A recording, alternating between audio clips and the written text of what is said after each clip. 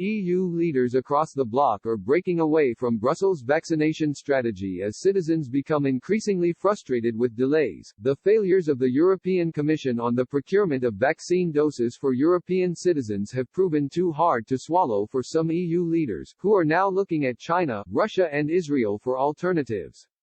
Austria and Denmark announced on Monday they will make a deal with the Israeli government for the delivery and production of vaccines.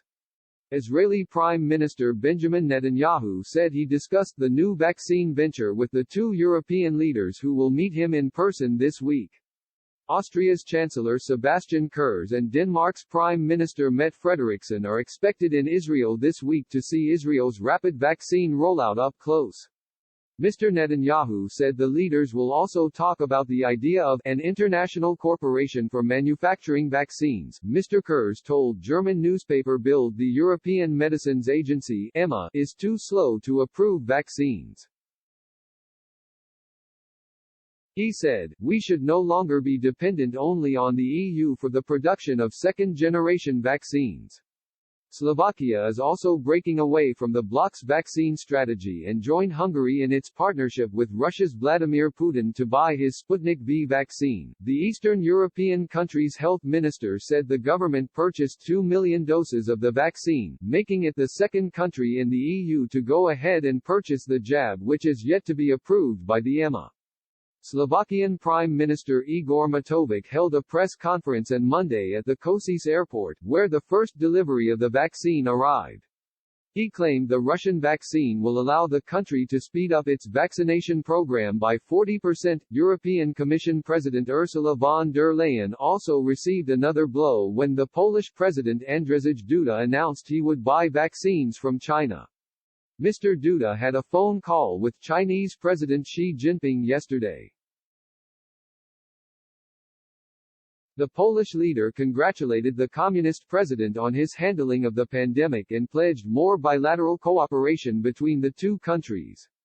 Talks will continue, but President Duda welcomed the declaration of the Chinese leader on Beijing's readiness to make vaccines against COVID-19 produced by Chinese companies a global public good. The Czech Republic, which has the world's highest one-week per capita infection rate, has also looked at using Russia's vaccine after earlier saying it would wait for approval from the EU's EMA Drugs Agency, which has not been requested yet.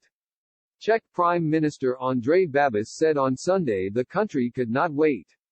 In another blow to the bloc's chiefs, Hungarian Prime Minister Viktor Orbán also announced he would change his vaccination strategy to give as many first shots as possible in the face of fast-spreading infections, widening immunization by providing at least some protection to recipients.